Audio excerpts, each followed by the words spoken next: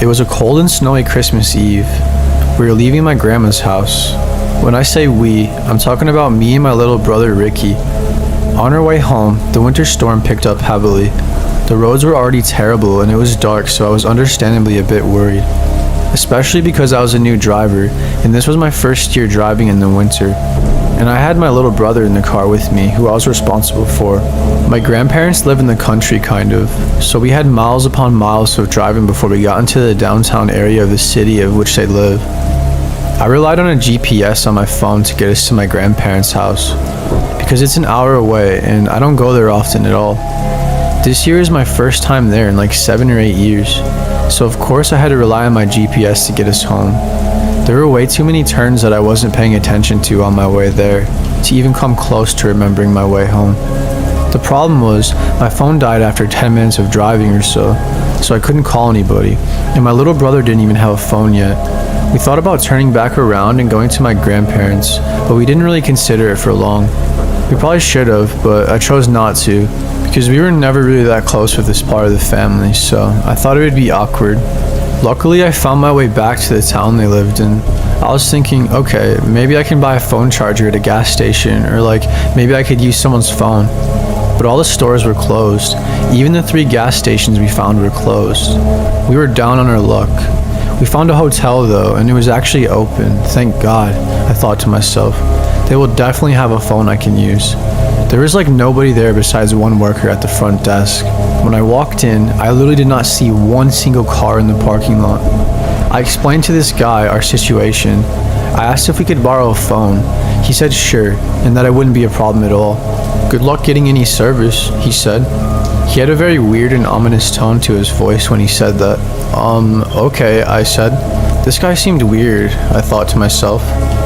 I dialed my mom's phone number, but it just made a constant beeping noise, which meant no service. Ugh, I must have tried like 10 times, but to no avail. We had been trying to figure something out for hours now, and we were getting tired, so I decided to finally give in. I told my little brother we will have to sleep here for the night, and that we will leave first thing in the morning. I felt horrible because I knew my parents had to be worried sick about us.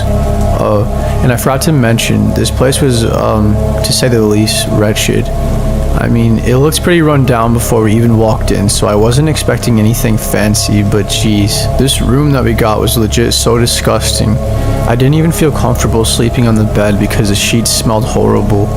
I was just so tired though, so I couldn't help but fall asleep. I don't know what woke me up. I wake up a lot in my sleep every night, and I don't know why. But oh my gosh, I'm so happy I woke up, because if I had stayed asleep for even a second longer, who knows what could have happened to my brother. When I woke up, I realized my brother wasn't there. My heart was beating so fast, I was confused. I immediately stormed up and looked around our room. He was nowhere to be found. I ran outside of our room and ran a few hallway lengths down some stairs to the front desk. Hey, have you seen my brother? He's gone, I can't find him. He looked at me in shock. No I haven't, he said. What? How is this possible? I thought to myself. I ran outside only wearing shorts and a t-shirt and some slippers. And I shit you not, there was someone dressed in all black that was holding my brother's hand trying to lure him in his car. Hey, you piece of shit, let him go. He took off running with him. Luckily I caught up with him. I have never ran that fast in my life. I hit him in the back of the head as hard as I could, and he fell straight to the ground while I slipped and fell on some ice. The guy ran off, and I got my brother back and took him inside. I calmed him down and told him everything was going to be okay. Turns out Ricky couldn't sleep, and he took my wallet to go get something to snack on from the vending machine and got lured out by some strange man. I don't know what was going on or how they thought they were going to get away with that, or whatever even happened. I'm just glad he's okay. We were able to get service a few hours later and called the authorities. Got a hold of my mom, and she helped us get home. The police don't really have anything on the strange man. They think he was in a stolen car. The only info I could give is that he was tall, maybe 6'2", and fairly skinny. He had a shaved head, and he was in his mid-50s or so. My brother and I have been traumatized by this. I feel so bad for him. He is only a kid. And something that haunts me to this day is that he's still probably out there doing this to other kids. I was on a road trip heading to my cousin's house. He lives almost on the complete other side of the US as me.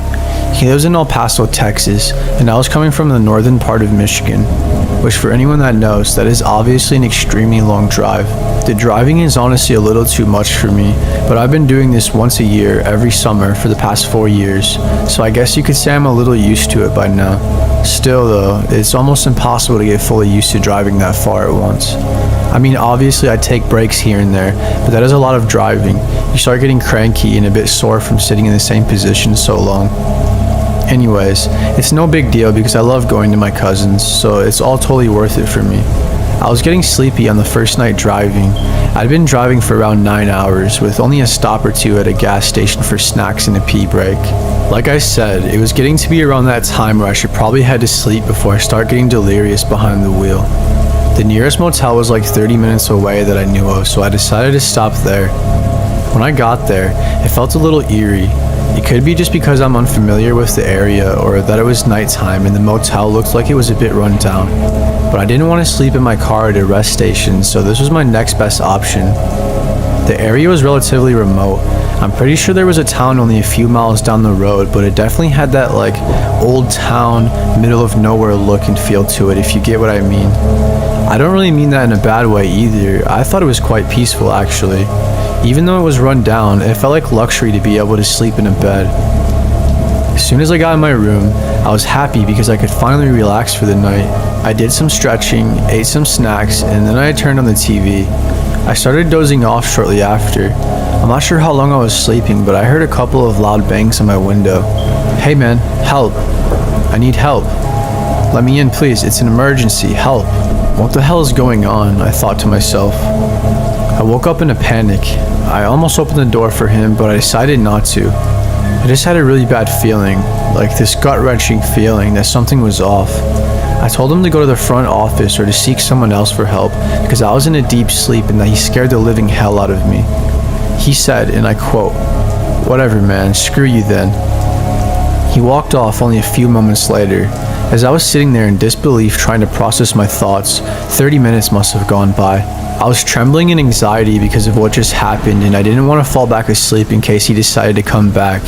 Well, not sure if I manifested it, but he came back, this time a lot more angry. He then started to try and open the door by using the door handle. He actually ended up breaking through by picking the lock somehow. Dude, what the hell do you want from me? Just give me your wallet and everything will be fine. He had a gun that he pulled out as soon as he walked in, pointed at me and said, "I'm not going to ask you again." I immediately gave him my wallet, phone, and keys. He took off with the car and everything, and did Lord only knows what else. When he took off, you could hear the tire marks burning rubber as he sped away. I immediately ran to the front desk to tell them everything that just happened. We called the police, and when they showed up 30 minutes later, there obviously wasn't much they could do. It wasn't until maybe 2 days later they found my car totaled about an hour and 30 minutes away. Luckily, I only had $150 in my wallet, and I canceled all my cards before he could max all my credit cards out. This was by far the craziest thing that has ever happened to me. I was so shook that I decided to skip going to my cousin's that year. My fiance actually called off work for a day to drive and come get me. I haven't heard much of the situation since. This might sound a little weird, and maybe it is, but on my 19th birthday, my friends threw a small party for me at this really run-down motel that was in a really rough part of town. We went to this motel specifically because we knew that it would be cheaper and we figured we would be able to get away with a lot more here than your average hotel or motel. None of my friends had their own place yet, so that's why we decided to party here. No parents meant no rules.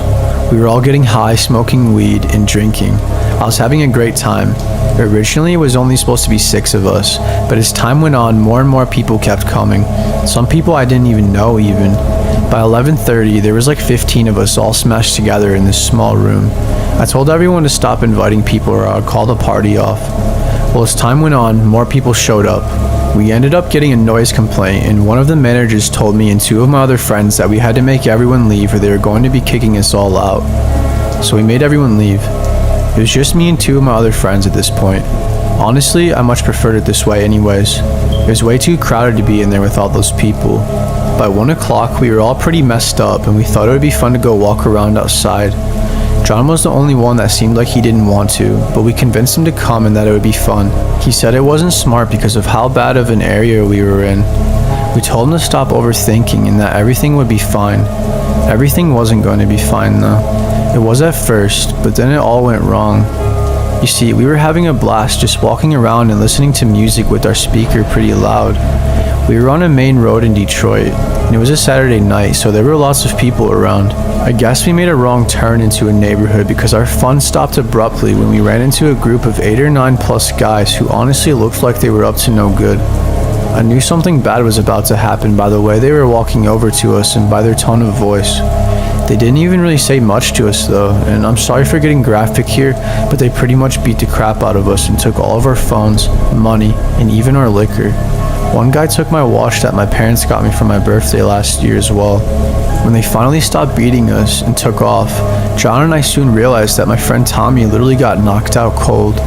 We had no way of calling the police, so our only option was to carry Tommy home. I don't know why we were so dumb and naive and thought nothing could happen to us.